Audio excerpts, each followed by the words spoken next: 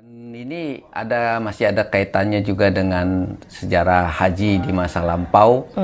Jadi pada tahun 930 Hijriah atau bertepatan dengan 1504 Masehi, di dalam catatan sejarah itu ada nama Louis Batema yang mengatakan ada jamaah haji Nusantara. Itu dalam catatan sumber barat ya. Itu orang-orang di Nusantara banyak sekali gitu. Makanya disebut Ashabul Jawiyin gitu. Ashabul Jawiyin itu adalah orang-orang Nusantara.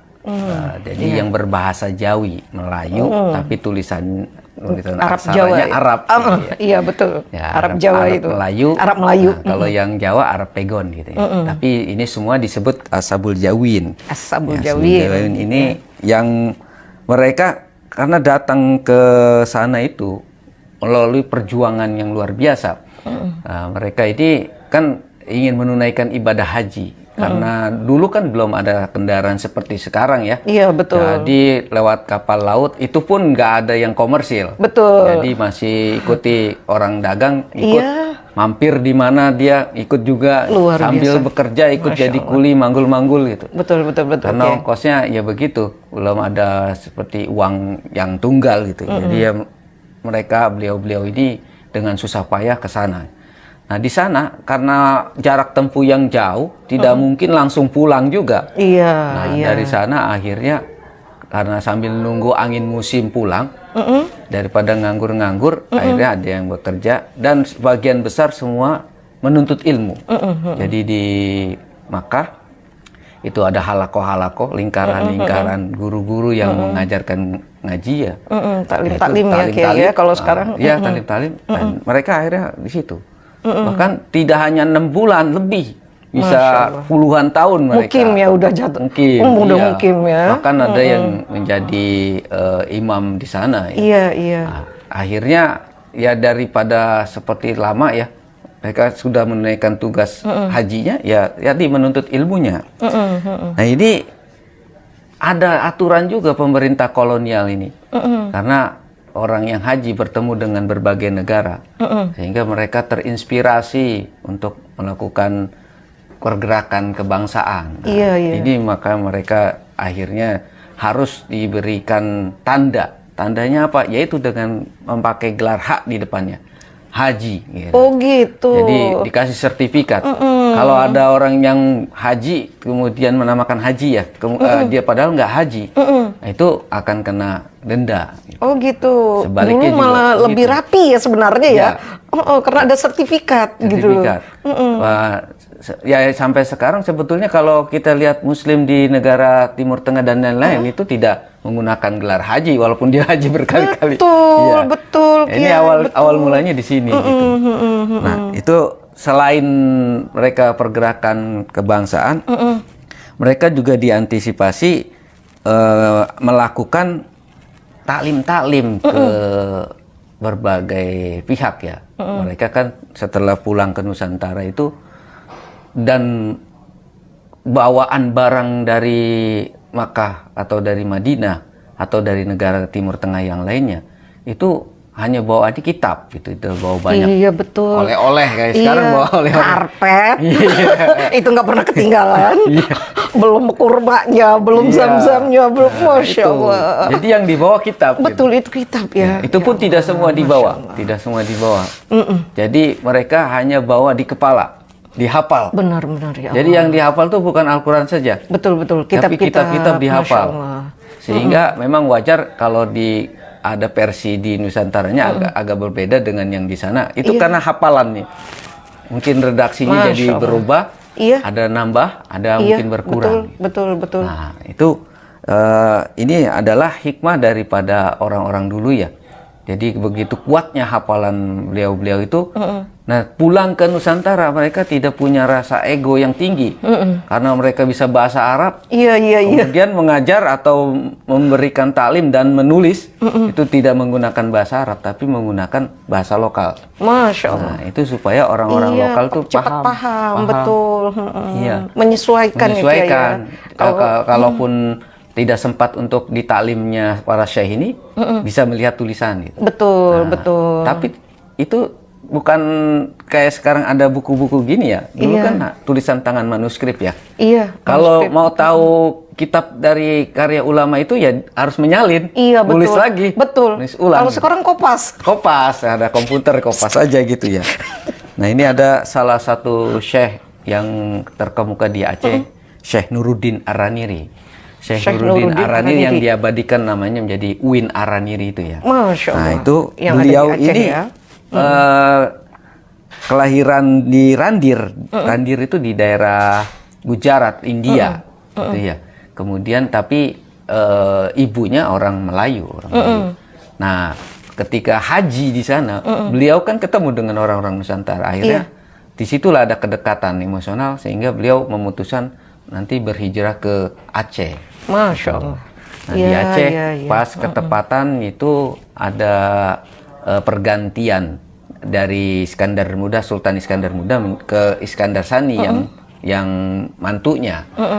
Tuh kemudian di situ pergantian mufti. Nah, Syekh Nuruddin Araniri ini kemudian jadi muftinya. Kemudian Sultan Iskandar Sani ini tidak lama ya, kalau nggak salah 4 tahun. Digantikan oleh istrinya. Istrinya ini anaknya Sultan Iskandar Muda, namanya Sultanah Sofiyatuddin. Masya Allah. Ini 34 tahun berkuasa. Nah, itu kalah Pak Harto ini. Wow. Jadi betapa besarnya. Kalinya kali berapa itu Kiai? Kalau Pak Harto kan kali 10, itu berarti kali apanya nih maksudnya? Masa jabatannya masa sekian jabatannya. lama Kalau itu 5 tahun ya. Nah, kalau ini kan kerajaan nih, kesultanan. Kesultanan. Iya, kesultanan. Masya itu. Allah. Nah, ini di masa sultanah ini banyak sekali Syekh Nuruddin ini diberi support oleh negara untuk menulis beberapa karya. Salah satu karya yang besar itu berjudul Bustanus Salatin. Kalau diartikan kan taman daripada sultan. Gitu. Bustanus Salatin. Itu iya, taman daripada sebetulnya kalau dulu kan beda dengan sekarang ya. Buku itu sistematis. Temanya ini ya bicarain tentang ini saja. Iya, betul sekali. Kalau dulu itu bisa campur-campur. Ini ada 9 jilid. Bustanus Salatin ada bicara tentang tasawuf juga, bicara tentang politik gitu. Jadi taman ini maksud berarti taman yang mencakup secara Iya, keseluruhan Islam yang kafah gitu ya. Memang ini adalah perintah dari Sultanah Sofiyatuddin untuk membuat kitab ini. Ini diabadikan bagaimana kearifan sultanah. Padahal itu dulu perempuan ada tantangan juga. Masya Allah. Ada tantangan gitu. Karena belum pernah sebelumnya perempuan betul. jadi penguasa. Apalagi di Aceh ya. Di Aceh ini. Waduh. Itu kan setelah Sultanah Sofiyatuddin ada lagi Sultanah Zakiyatuddin. Ada kalau nggak salah ada 4 sultanah itu. Wah, ini sejarahnya luar biasa. Saya sendiri nggak paham itu Kiai. Posisinya itu ada sebelum nih. Saya cuma tahu tuh Cut Nyak-Din. Nah itu ada di era pra atau pasca? Jauh, itu kan 1600-an. Wow. Jauh, di abad 17. Iya. Kalau memang mau dijadikan pahlawan nasional kan memang ada syarat-syaratnya itu ya. Karena ini kan sudah kolonialisme waktu itu ya. Cuma maksudnya catatan sejarahnya ini tidak selengkap yang abad ke-18, yang ke-19 gitu ya. Masih itu ada. Jadi agak sulit ya. Iya, betul. Kecuali memang catatannya banyak gitu ya. Iya, iya. Nah, harusnya ya tokoh emansipasi pertama ya beliau ini. Iya, betul sekali. Karena kan beliau langsung menjadi seorang sultan ya. Sultan punya kuasa lah ya. Iya, betul, betul. Kalau jadi ingat Ratu Balkis ya. Ratu Bilqis. Bilqis ya, Masya Iya. Allah. Ini Udah ada sebetulnya karyanya banyak, bukan hanya satu ya, tapi yang paling monumental itu adalah Bustanus Salatin ya. Ini menjadi semacam kitab pegangan tentang kekuasaan politik gitu ya. Nanti ada lagi kitab-kitab yang lain yang berkaitan dengan kepemimpinan gitu, cara memilih pemimpin gitu. Itu sebetulnya ada juga pengaruh dari Imam Abu Hamid Al-Ghazali juga ya. Kitab-kitab yang hadir di Nusantara ini punya pengaruh besar itu dari Imam Al-Ghazali itu, terkait dengan tasawuf, terkait dengan kepemimpinan itu. Dan ada yang kedua namanya Syekh Abdul Rauf As-Singkili. Nah, Syekh Abdul Rauf As-Singkili ini pengganti setelah Syekh Nuruddin Araniri ya. Nah ini juga tidak kalah besar nih sama orang mufti di Kesultanan, masih di zaman Sultanah Sofietuddin juga, sampai Zakiyatuddin. Ini juga ada kitab tafsir yang berjudul Tarjuman Al-Mustafid. Allahu Akbar. Ini kalau tafsir itu, wah, makanya bahasanya luar biasa. Iya, betul Saya sekali. membayangkannya itu, beliau itu Masya kan Allah. tidak ada seperti perpustakaan sekarang ya. Betul, literaturnya kalau kita kan literatur saking banyaknya sampai kita milih yang paling gampang gitu ya. Gitu. Tiba-tiba dari dulu itu, ya, langka banget Ini gitu loh. kitab tafsir berbahasa Melayu pertama Ya Allah. Tarjuman Al-Mustafid ini, sehingga dipakai kalau sekarang bahasa ininya Asia Tenggara lah ya, Nusantara itu dipakai di hampir semua di Asia Tenggara sebagai tafsir berbahasa lokal gitu ya. Nah ini referensinya luar biasa menurut saya. Karena tadi ya, ulama-ulama terdahulu terbiasa menghafalnya itu. Betul. Jadi kalau mau nulis kayak belajar, belajar itu betul-betul menulis. Iya. Kalau sekarang kita cukup dengar, kalau nggak kita ngerekam, tapi nggak diulang. Iya. Itu kekurangan orang-orang zaman sekarang seperti itu ya. Makin manja ya Kiai ya. Makin manja gitu. Iya, karena ngarep Mbah Google, Google ada semua gitu loh. Itu sih masih lebih baik ya. Ada juga kalau mau denger taklimnya pas sholat Jumat, itu pun tidur. Nah itu luar biasa ya. Angguk-angguknya kayak gimana gitu ya. Iya. Dan ada lagi kitab ini yang saya bawa ini. Iya, Kiai. Ini Syekh Daud Al-Fatani. Fatani itu Thailand ya. Iya, Fatani. Fatani di Thailand Selatan. Tapi beliau juga ini berpengaruh di hampir seluruh Nusantara. Ini kitab judulnya Idhahul Bab li Muridin Nikah Biswab. Jadi kalau diartikan ini sebagai pegangan, pedoman bagi orang yang ingin menikah secara benar gitu. Allah. Ya, apa bahasanya itu? Pranikah itu. Iya, betul. Bagusnya memang dipakai untuk nasihat pranikah ya. Nah, ini menikah secara benar. Secara benar, iya. Karena kan sekarang menarik, iya, Mitra ya. Iya. Oke. Ini luar biasa nih. Ini kalau ini kan karena sudah versi cetak, kalau versi manuskripnya ada juga di Perpustakaan Nasional nih. Ini sudah ditahqiq oleh Profesor Harapan Didari. Kebetulan beliau ini adalah mantan ketua STAI Al-Aqidah Lasimiyah Jakarta. Masya Tahqiqnya ini. Tabarakallah. Syekh Daud Al-Fatani, beliau meninggalnya tidak di Thailand tapi di Makkah ya, di Makkah. Nah ini tapi punya karya banyak sekali, bukan hanya ini, ada Tarikh Fatani, ada undang-undang politik gitu ya, manakib. Iya. Manakib itu biografi ya. Biografi. Manakib sahabat, beliau juga punya tulisan itu. Cuman saya memang belum mendapatkan itu, tapi di dalam beberapa literatur dikatakan demikian. Nah ini yang saya sudah lihat versi manuskrip dan bukunya ini Idhahul Bab li Muridin Nikah Biswab gitu. Jadi hal-hal yang seperti ini kan tematik. Betul, tematik betul, ya. Orang dulu kan kalau itu belum ada KUA-nya, jadi nggak tahu gitu. Iya. Kalau sekarang kan kalau orang mau nikah kan ada pendidikan dulu tuh di KUA ya. Iya. Nah, ditatar dulu. Gitu. Nah ini ada gitu. Jadi tidak serta-merta cuman nafsu saja gitu ya. Jadi ada aturannya bahwa nikah itu panjang masaknya, dia juga nanti ada diklatnya ibadah. Dulu lagi ya. Gitu. Masya Allah. Jangan bentar-bentar nanti ada perceraian cepat gitu ya. Nah ini salah satu karya beliau diantaranya itu. Syekh Daud Al-Fatani. Dan yang ini ada Farukunan Melayu. Farukunan Melayu. Ini kalau dari judulnya isinya tentang rukun-rukun gitu. Tapi sebetulnya tidak semua tentang rukun. Misalnya rukun sholat, rukun segala macam ya. Tapi ada juga di sini tentang akidah, tentang sifat-sifat Allah gitu ya. Campur-campur ya, itu tadi saya bilang kalau ulama dulu membuat kitab itu ya mengalir begitu saja dalam satu waktu sehingga jadilah ini. Jadi memang tidak tematik seperti sekarang gitu. Tapi ini kitab yang sederhana, tipis, ini mudah dipelajari oleh orang banyak gitu ya. Nah, di sini juga ada mudah dipelajari, tetapi dengan itu apa lengkap dengan kitab kuningnya ya. iya, iya.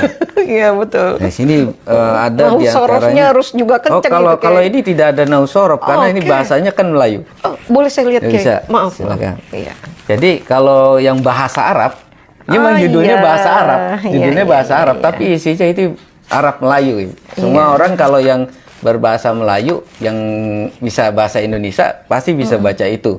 Asal dia bisa ngaji. Iya betul. Cuma ada perbedaannya antara Arab dengan Indonesia ya. Kalau yang Arab itu kan tidak ada huruf eng. Nah, ini Melayu ada huruf eng gitu ya. Iya betul. Ada huruf C, ada huruf apa lagi? O-nya, nya, iya nya ya.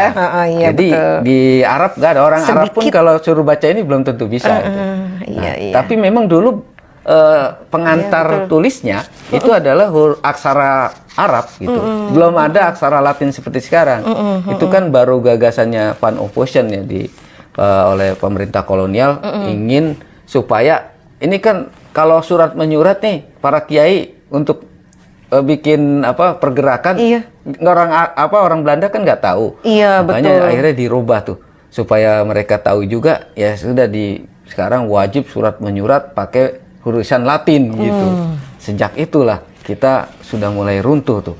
Iya, betul. Untuk daerah-daerah yang masih menggunakan ya daerah-daerah Sumatera ya masih pakai menggunakan Arab Melayu, bahkan di Riau itu nama jalannya masih Iya, itu pakai tulisan Arab Melayu. di Kalimantan juga. Betul, betul. Nah, Kiai. cuman di Jawa ini kita tidak, lebih banyak ke huruf Hana Carakanya itu ya, Sanskerta itu. Nah, itu kekurangan. Nah, ini yang mengarang ini Parukunan Melayu adalah Syekh Arsyad Al-Banjari dari Banjar itu. Dari Banjar. Banjarmasin ya. Jadi beliau ini sejak usia kecil sudah di Arab ya. Dan memang ini dapat support dari Sultan. Sudah pulang diminta oleh Sultan untuk menjadi mufti negara gitu. Guru ya, Nah, muftinya. guru. Dan yang paling unik itu beliau punya fatwa tentang makam, kan di sana rawa-rawa gitu ya. Jadi tidak mungkin memakamkan orang itu dengan kain kapan langsung aja. Iya, bisa bisa itu ya tenggelam. tenggelam, kanyut. Bukan dikubur gitu Iya. ya, malah tenggelam gitu ya. Jadi fatwa beliau boleh menggunakan itu Peti. gitu. Jadi ini memang hukum itu kan harus disesuaikan dengan kondisi iya, lokasi. betul, Kalau betul harus sama sekali. ya tadi seperti itu. Iya. Bisa hilang itu mayitnya itu. Iya, betul, betul. Itu Oke. ya. Nah, yang satu lagi ini ada kitab yang saya bawa ini, Nah, Sifat itu tuh. 20. Ini Masya karangan Habib Iya. Usman Al-Batawi. Habib Usman ini diuntungkan lagi Ini dari Jakarta nih, dari Batawi Jakarta. ya. Nah, beliau ini karena menjadi kepala keagamaan di Jakarta, dekat dengan pemerintah kolonial, itu dimanfaatkan oleh beliau untuk mendapatkan fasilitas percetakan. Masya Allah. Jadi tidak tulisan Luar tangan, dan biasa. makanya kitab-kitab beliau lebih banyak tersebar dibandingkan ulama-ulama lain. Iya, iya. Karena beliau punya percetakan sendiri. Tuh. Dulu kan alat cetaknya tidak seperti sekarang gitu. Iya. Tapi inilah hikmahnya gitu. Beliau ya ada kalanya memang ke politik tuh untuk dimanfaatkan untuk syiar Islam gitu ya. Betul. Beliau ini salah satunya begitu ya. Strateginya Iya, bagus karena akhirnya bermanfaat sampai dengan sekarang. Iya. Betul. Kitab-kitabnya banyak yang kecil-kecil seperti ini. Tapi ini ringan sehingga orang-orang Jakarta itu bisa. Tapi isinya itu loh. Kalau ini pakai nausorof. Enggak, sama Masih ini Melayu bahasa, juga? Bahasa Melayu. Arab Bahkan Melayu, ada Masya bahasa Allah. Betawinya karena Oh beliaunya iya, sifat Betawi. 20. Iya. Jelas sekali Mitra, bahasa Arab Melayunya ya. Iya. Bisa kebaca sifat 20. Sifatnya Melayu, ini Iya, Arab. betul. 20-nya. 20-nya itu kajiannya beda. Iya. Ya itu, Masya Juki dan Bako. Kita tuh dulu, saya sendiri termasuk pakai ini dulu waktu belajar sifat 20 itu. Iya. Jadi di majelis-majelis di Jakarta, di sekitar Jakarta masih menggunakan kitab-kitab Habib Usman juga. Itu, untuk mempelajari tentang yang ringan-ringan, fikih-fikih yang ringan gitu ya. Itu kalau kita baca Kifayatul Akhyar, misalnya Fathul Qorib, kan itu hanya orang pesantren nih. Iya. Nah, kalau ini orang umum bisa gitu. Kalamun qadirun muridun alimun. Ada lagunya itu ya. Iya, ada lagunya, Masya Allah, luar biasa. Masya Allah, Penjelas ini lebih mudah akidah, ya. tentang akidah Betul, itu. tentang akidah, karena itu sifat 20, sifat 20, Allah pastinya. sifat Allah gitu. Betul, Hayyun Sami'un Basirun Mutakallimun. Iya. Oke. Nah, ada beberapa ulama lain sebetulnya ya, yang kita misalnya di sini ada, saya catat itu Syekh Abdus Somad Al-Falimbani, Palembang. Al-Palembani. Palembang. Iya. Kalau dulu kan nama Syekh itu selalu diikuti nama daerah asalnya iya. ya. Itu rujukan Al-Bukhari, itu dari Bukhara. Iya, Bukhara. Atau bisa juga itu kaitannya dengan marga ya. Iya. Segaf gitu kan. Iya, itu marga ya. Segaf. Ada yang kaitannya dengan daerah gitu. Hampir semua, walaupun ada identifikasi daerah Betawi, kemudian Palembang, Araniri, apalagi Banjari, tapi di ujungnya tetap ada Al-Jawi. Al-Jawi. Itu ingin Melayunya. gitu. Nah, Syekh Abdus Somad Al-Falimbani ini juga keturunannya, ibunya dari orang Palembang. Iya. Meninggalnya tapi di Patani. Oh, kalau yang tadi Orang Al-Patani Patani, meninggalnya di Al-Patani. Mekah, Iya. Ini sekarang orang Palembang meninggalnya di Patani. Di Patani. Masya Allah. Jadi saya Luar diperlihatkan biasa oleh bergurunya. Profesor Ismail bin Jasmid, pernah datang ke kampus Al-Aqidah. Masya Allah. Beliau fotonya, dan beliau sendiri yang menemukan makam ini. Awalnya nggak ada yang tahu, Bahkan Profesor Azumadi Azra itu menyebut meninggalnya di Mekah. Allah. Nah, ini ditemukan di katanya masuk ke hutan gitu. Ya Allah. Ya, masuk ke hutan itu ya akhirnya sampai sekarang itu dipelihara. Saya Abu Somad Al-Falimbani. Dulu mungkin kependudukan yang namanya dulu ya nggak banyak. Iya. Nah, tapi karena sudah punah, akhirnya di hutan. Di hutan. Akhirnya qadarullah ketemu ya, Kiai ya. ketemu Masya lagi. Allah. Beliau salah satu kitabnya namanya Bidayatul Muhtadin. Nah, itu Bidayatul Muhtadin. kitab tentang tasawuf, akhlak tasawuf ya. Wow. Nah, itu Masya Allah. jadi kelihatannya berat kalau zaman Kalau sekarang. ngomong tasawuf saya. Ya, karena kan kalau fikih kan itu kaitannya dengan yang zahir ya. Betul. Kalau tasawuf itu yang batin. Itu lanjutan dari syariat itu. Makanya harus ada tahapan-tahapan, dan hampir semua Kencengin dulu akidahnya ya, baru bisa masuk tasawuf. Iya.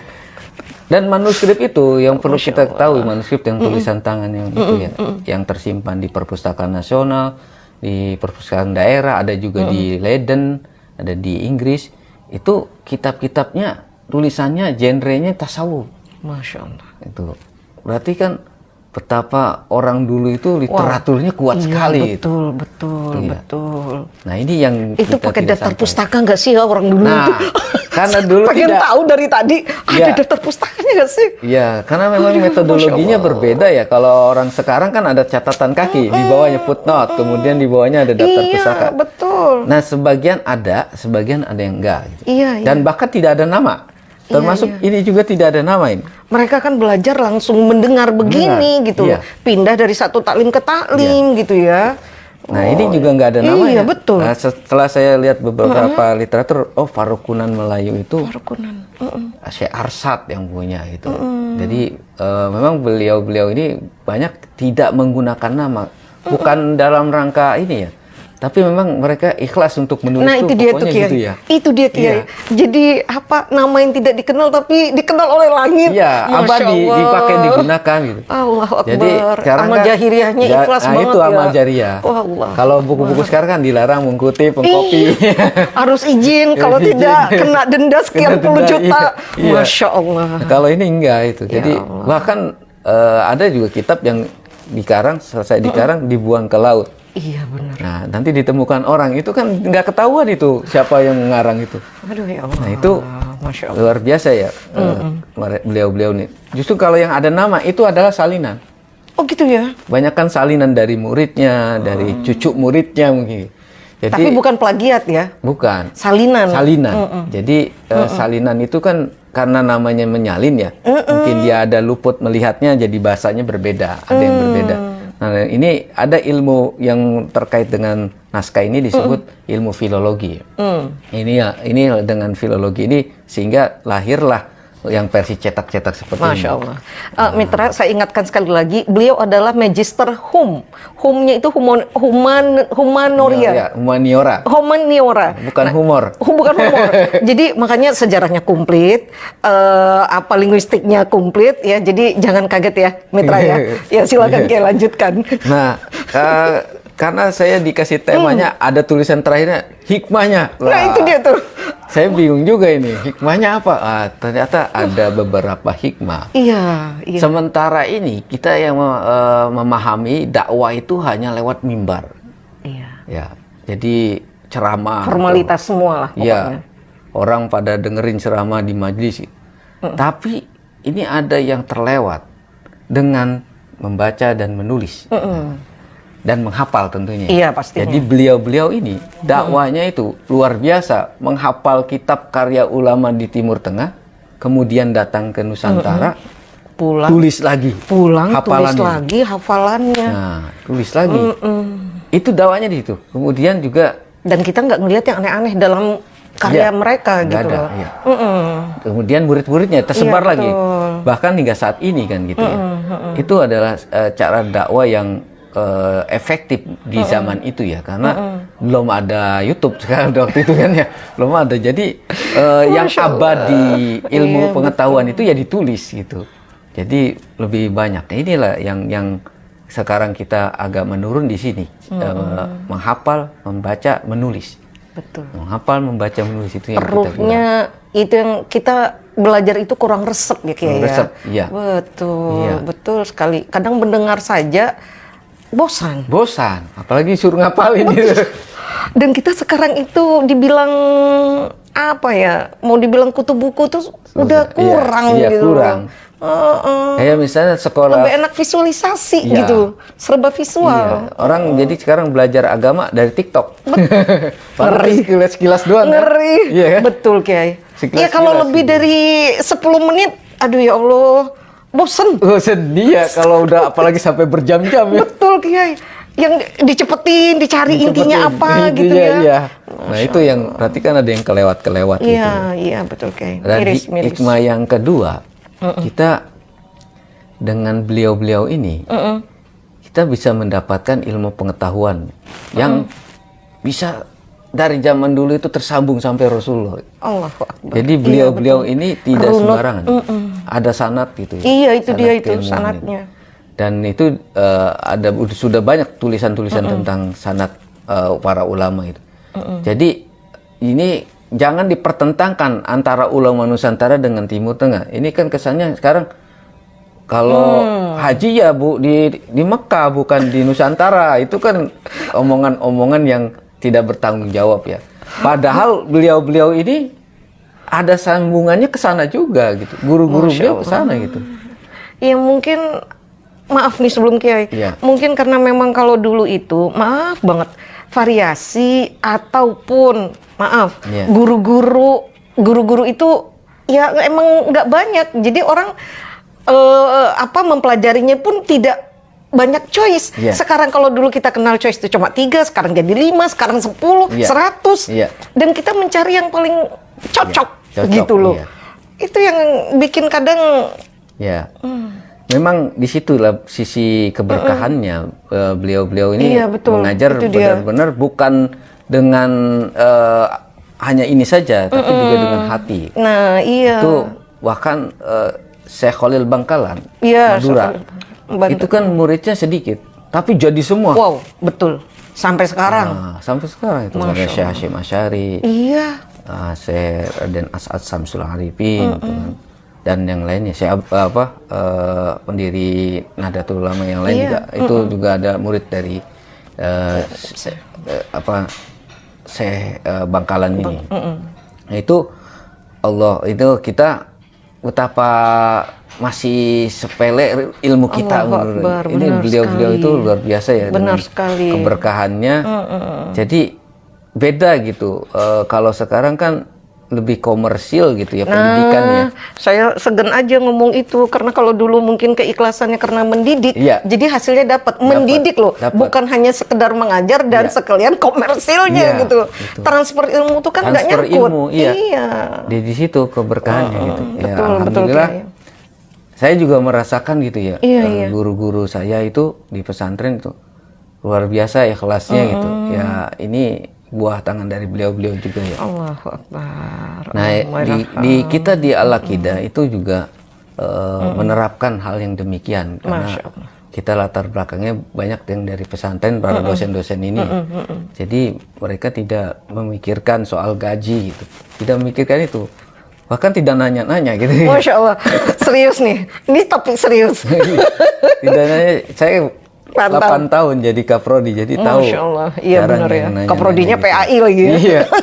Nah, karena beliau menganggap ini juga nanti ilmu berkah dan nanti bisa dapat uang dari mana saja. Nah itu dia. Jangan menganggap rezeki itu karena kita kerja. Betul. Itu Allah yang ngasih. Nah, gitu. itu tuh. Allah mau bagaimana caranya ngasih, kita nggak tahu.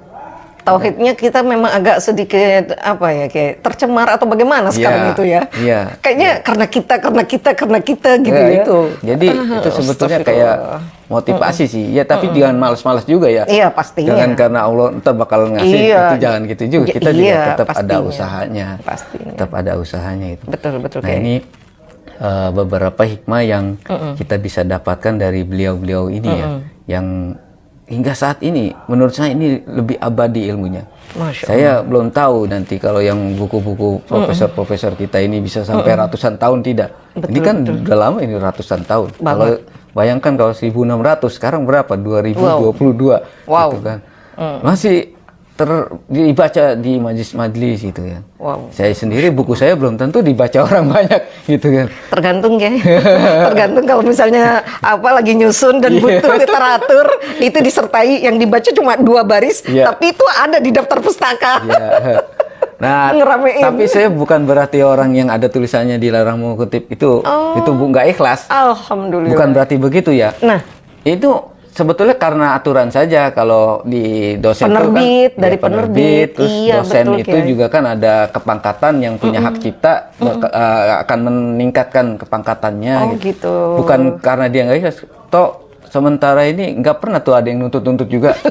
Ya padahal dikutip. Mau dikopi gitu. apa gimana gitu ya kayaknya. Iya, nah itu cuma ya mudah-mudahan sih ini juga kita tetap juga fair ya. Kita fair, kita ini kalau kita merujuk dari siapa gitu. Nah, emang ulama-ulama terdahulu itu ketika merujuk cuma menyebut nama kadang-kadang ya. Tidak disebutkan kitabnya dari mana gitu. Itu pelajaran itu yang membuat para peneliti filologi, yaitu yang keras, harus keras. Ini maksudnya si pengarang ini kitab apa gitu. Itu yang kemudian banyak kajian-kajian melahirkan buku-buku yang lebih banyak lagi. Gitu. Iya, penyempurnaannya ya. Iya. Masih ada waktu? Masih, Oh, masih masih Kiai, ada. masih, insya Allah. Sampai Kita jam masih ada berapa 10 kita? menit lagi. Oh, ada Silakan 10 Kiai. menit lagi, ya. Iya, kalau kitab ini kan kita baca, ngomong kitab itu bisa satu kitab dikarang oleh banyak orang, Iya. ataupun satu orang ngarang banyak kitab. Iya. Jadi kita ngebahasnya waktunya nggak bisa dibatasin Iya, Kiai iya. sebenarnya. Silakan Nah, dilanjutkan. yang paling kita mungkin belum bisa mengikuti para beliau-beliau ulama ini ketika mengarang kitab itu harus dalam keadaan bersuci, Allahu Akbar. berwudu. Allahu Akbar. Iya betul. Kan sholat dulu, minta Iya. petunjuk, Masya Allah. Menjaga. Ya. menjaga. Bahkan kalau misalnya beliau menulis hadis, kan dulu belum ada tuh kitab besar Sahih Bukhari yang tercetak, belum Iya, ada. betul. Jadi mungkin karena hafalan beliau kemudian ditulis. Nah, setelah itu beliau minta petunjuk di dalam sholat dulu, istikharah dulu. Ini benar nggak hadis ini? Makanya Saking ada- menjaganya gitu. Iya, makanya ada levelnya ya, Iya. hasannya, sohihnya, Iya. sampai doifnya. Doif, Ya iya. Allah. Nah itu berwudu, kemudian juga tadi sholat itu. Iya, Itu bagian yang tak terpisahkan ketika beliau-beliau ini menulis. betul ya. luar biasa. Yang mungkin kita juga belum bisa sanggup untuk mengikuti beliau-beliau ini ya. Sedangkan mau tidur ada sunahnya untuk wudhu aja kita males. Apalagi udah keburu ngantuk. Ini kita bikin suatu ciptaan. Ya artinya ciptaan yang memang Allah tuh sudah menuntun ya kayak ya. Ya sudah dituntun. Sehingga ya itulah tadi keberkahannya banyak sekarang sampai sekarang masih abadi bisa dipelajari gitu. Ya Allah. Dan pahalanya ngalir terus ya. Ngalir terus. Makanya kalau saya sering ke mahasiswa tuh bilang, kalau punya manuskrip di rumah, jangan taruh di rumah saja. Wow. Daripada ditaruh di rumah, nggak ada manfaatnya. Berikan ke negara. Nanti kan akan dikaji oleh para peneliti. Kan mengalir pahala jariah itu buat nenek moyang kita yang punya manuskrip itu. Iya, betul sekali. Cuma kan, ya itu tadi Wanipiro. Ya, memang banyak yang dijual, naskah-naskah kita banyak yang dijual. Saya miris juga ya. Itu berarti hilang peradaban kita. Betul. Jangankan dijual, dicuri juga. Ya. Kita banyak sekali punya ulama zaman dulu, Ibnu Sinanya, apa semua. Tapi semua keilmuan mereka diakui oleh Barat yang pertama. Ya kan Ibu Sina juga pun tulisan Al-Qanun fi Tibb. Nah, itu menjadi tulisan masterpiece-nya ya. Yang juga digunakan di dunia kedokteran. Banget.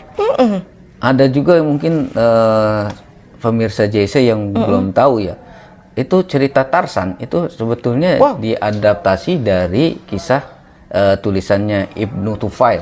Ibnu Tufail tulisan kitabnya judul Hai Ibnu Yazan. Itu lebih bicara tentang filsafat sebetulnya. Dia ingin mengilustrasikan cerita itu dengan cerita, filsafat dengan cerita. Jadi kisahnya itu seekor rusa kemudian memelihara manusia itu.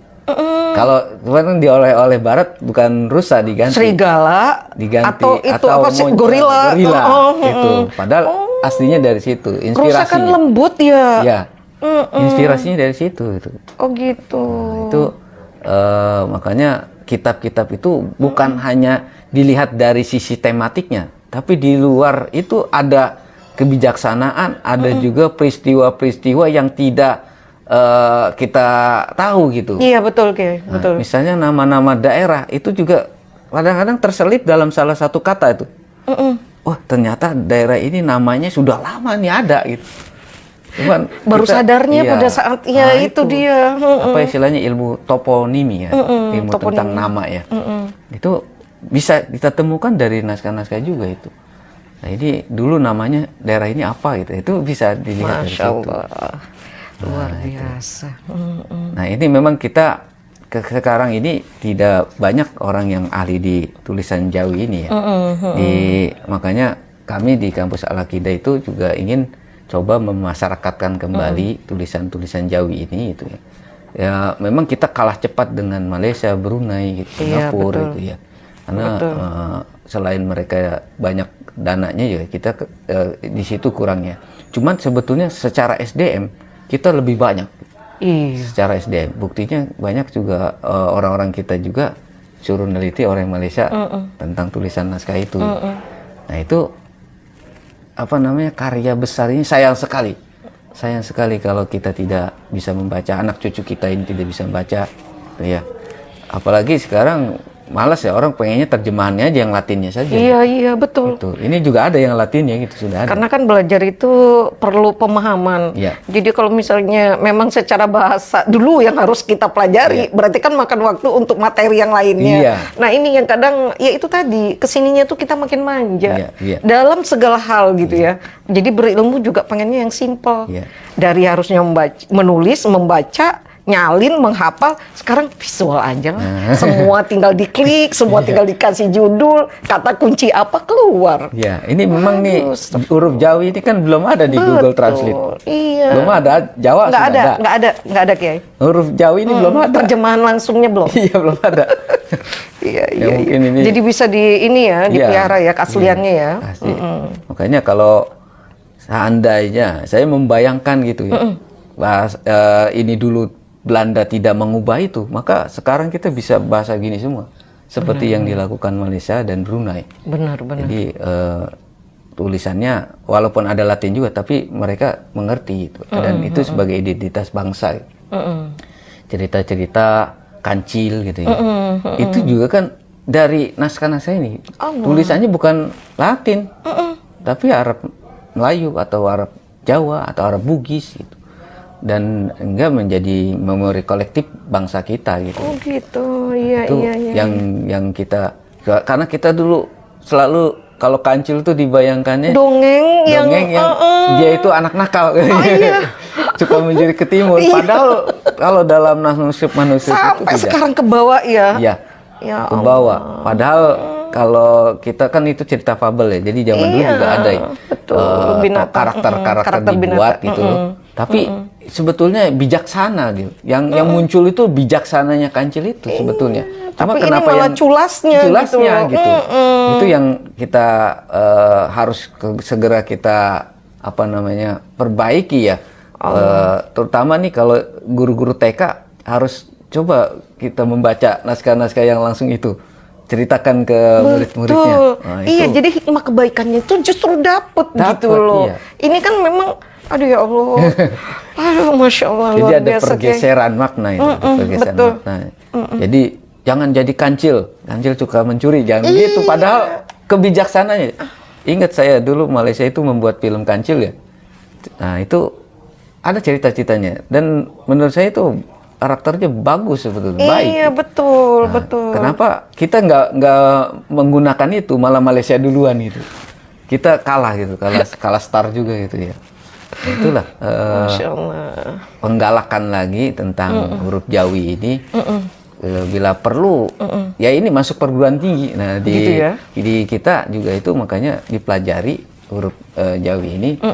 Tadi dalam rangka untuk tabarukan pada ulama-ulama kita iya, betul. yang telah membuat karangan yang luar biasa, yang itu masih belum banyak diteliti, belum banyak dieksplorasi. Itu ilmu pengetahuan yang luar biasa. Betul. Ada tentang obat-obatan, ada tentang kuliner. Iya. Banyak itu. Iya, Jangan bilang huruf Jawi ini cuman agama doang, ada juga gitu. Ilmu-ilmu lainnya, ilmu pertanian segala macam itu ada. Dan salah satu yang sudah diteliti itu kemudian jadi obat, dibuat obat itu karena resep itu ya, tradisionalnya kitab atib. Kitab atib tuh sudah diteliti dan kemudian jadi obat. Nah, itu alhamdulillah itu berguna juga kan itu. Masya Allah, tabarakallah, luar biasa. Iya. Waduh. Mungkin ini sebagai pengantar ya nanti. Ini baru pengantar Kiai. Ya, kalau Masya mau Allah. diskusi gitu, siapa tahu kan jadi saya keluar lagi nih. betul Kiai. Tanpa berasa ya Kiai ya, ini kita sudah di penghujung. Iya. Mitra Jaisi, tema kita hari ini sangat menarik dan sangat luas. Jadi memang untuk hari ini Kiai memberikan pengantarnya.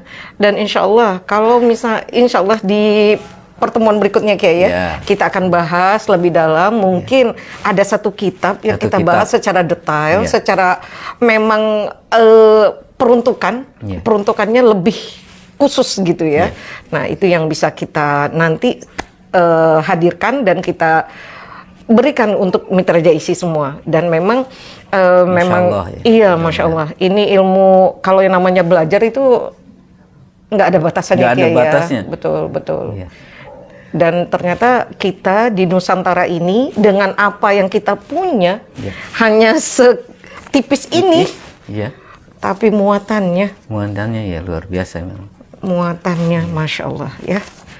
Jadi nggak ada inilah ya, sebenarnya kita jangan melihat, kalau sekarang kan kita melihat dari secara fisik ya. Kalau tebel, kertasnya fotokopi, nah berkualitas dianggap. Iya, hardcovernya bagus. Nah, packaging lah intinya gambarnya, ya. Ada gambarnya Gambarnya kalau menarik. Kita nggak ada gambar, cuma begini doang. Iya, cuma judul doang gitu. Nggak seperti buku ada gambarnya. Ini judul, kemudian ada ini namanya iluminasi nih. Iya betul. Iluminasi, gambar-gambar. Dan sekarang anak kita dididik dengan serba visual, komik-komik yang dibikin untuk penyampaiannya itu lebih mudah. Nah itu memang sesuatu yang kayak tantangan berikutnya untuk kita ya. Masya Allah, itu tugas seorang magister humaniora. Masya Allah Kiai. Kita semua punya tugas. Masya Allah, Masya Allah. Tafadhol Kiai, closing statementnya. Baik. Terima kasih Mitra JIC yang saya banggakan. Mudah-mudahan apa yang kita diskusikan pada hari ini bisa manfaat buat kita semua. Amin, amin ya Allah. Dan saya sebagai wakil dari dosen Al-Aqidah Al-Hasyimiyah, mungkin kalau teman-teman masih ada waktu untuk memilih perguruan tinggi, bisa bergabung di kampus kami. Kampus kami memang sederhana, tetapi banyak keluaran kami, alumni-alumni kami, semuanya orang-orang besar juga ada. Nah, insya Allah tidak ada yang menganggur kalau kita kuliah di kampus agama. Semua ada hikmahnya. Berbeda dengan kampus non-agama, ya bukan berarti ini kita mengkategorisasikan itu. Selama ini tidak ada yang pernah menganggur di kampus yang dia di agama ya. Jadi kita punya berkah dari para ulama-ulama pendiri kampus kita. Ada Kiai Hashim Adnan Al-Fakfurah, ada Kiai Haji Abdurrahman Wahid, ada Kiai Haji Syaifuddin Juhri, Kiai Haji Irfan Jidni. Beliau-beliau ini yang telah memberikan peletak dasar bagi kampus kita untuk terus menjadikan kampus kita ini kampus dakwah. Kampus yang juga menyinari tidak hanya sebatas komersialisasi pendidikan, tapi kita menyebarkan ilmu pengetahuan. Nah, ini makanya teman-teman mitra JIC bisa menghubungi kampus kami di alamat Jalan Kayu Manis Barat nomor 99. Matraman. Matraman, Jakarta Timur. Jakarta Timur. Assalamualaikum warahmatullahi wabarakatuh.